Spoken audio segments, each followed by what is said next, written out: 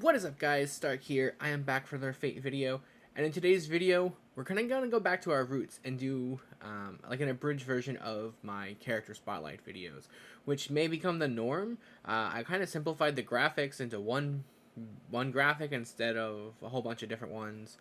But what I'm going to try and do is anytime there's a banner that comes out, I'm going to talk about those servants, and I'm going to do like mini character spotlights because to talk about those servants as they get rated up.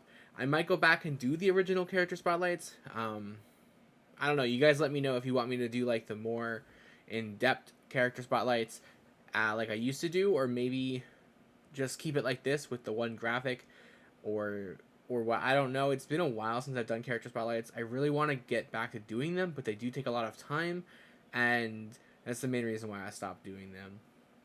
But I'm trying to get back into it. I'm trying to keep pushing out the content for you guys. So just let me know what you guys are thinking. But I'm gonna try and do this at the very least for when banners come out. We're gonna talk about all the servants on the banners, if they're good, if they're not, if you should pull for the banner, if you shouldn't pull for the banner. Obviously, depending on how many servants there are.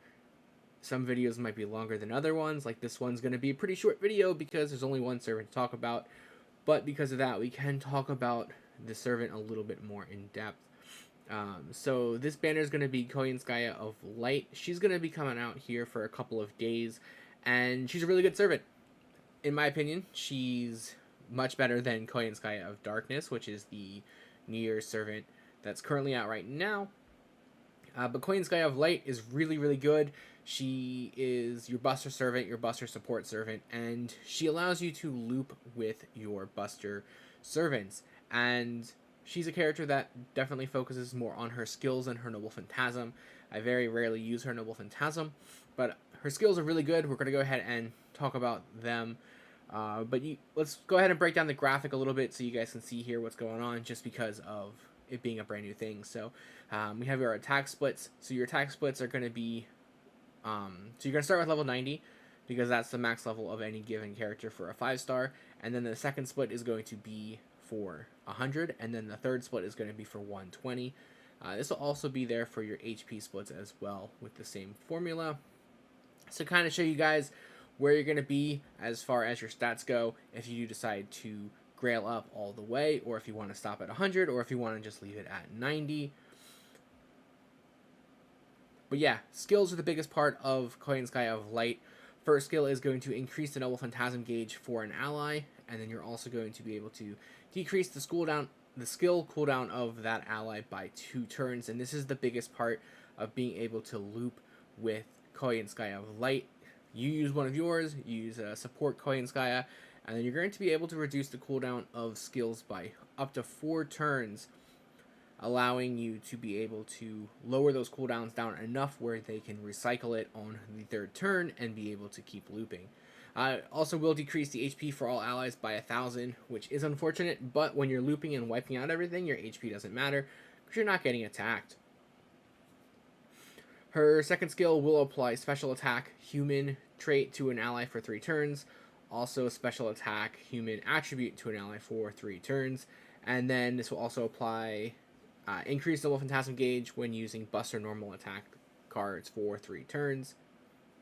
And the third and final skill will increase Buster card effectiveness for an ally for 3 turns, increase their critical strength for their Buster cards for 3 turns, and increase their Buster card Star Gather rate for an ally for 3 turns.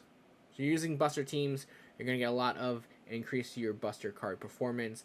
Overall, just you're going to be able to be doing a lot. Now, these 2 skills aren't too important because you're going to be wiping them with Noble Phantasms, but should something survive, it is always going to be really nice to be able to get those follow-up attacks and be able to wipe them out. As for her Noble Phantasm, it's going to increase her own attack by 20%, and then it's going to deal damage to all enemies and decrease the Noble Phantasm gauge for all enemies by 1, and on the overcharge, it will increase the Noble Phantasm gauge for all allies. Like I said, you're not really going to be using her Noble Phantasm too much. It's mainly about using the skills and looping Noble Phantasms with a different character. You're not going to be looping herself, you're going to be looping someone else. Like Morgan, Melusine, those are really good characters to use to loop with. But yeah, it's just really, overall, a really cool Character definitely brought the Buster back into the metagame, and overall really powerful character. Definitely, in my opinion, a must-have character that everyone should be going out of their way to get if they don't already have her. So that's my recommendation. Her skills are 5 out of 5. Like, um, really not much else to say there. Looping characters are always really cool and make farming just so much easier and less like annoying. Damage wise, she's not going to be doing too much damage herself because she's more of like a support character, but she can do some pretty good damage. She is a Buster Servant with some pretty good stats, so that's pretty good there. Critical ability, the same thing. She doesn't have much as far as crits go, but she does have her third skill for that, but you're going to be using it on someone else more than likely, so Noble Phantasm is pretty good, although you're not going to be using it very often. Still a really good Noble Phantasm. Survivability, she doesn't really have anything for defense. She actually hurts your team with survivability by decreasing their HP, but not a big deal, like I said, when you're looping. Support is obviously going to be maximum there, being able to just loop around.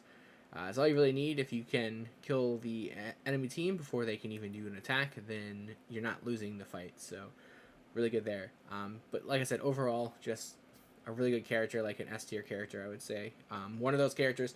There's a lot of characters that you can skip on. I don't think Koyanskaya is one of those characters. I think you should definitely work on getting her at all costs.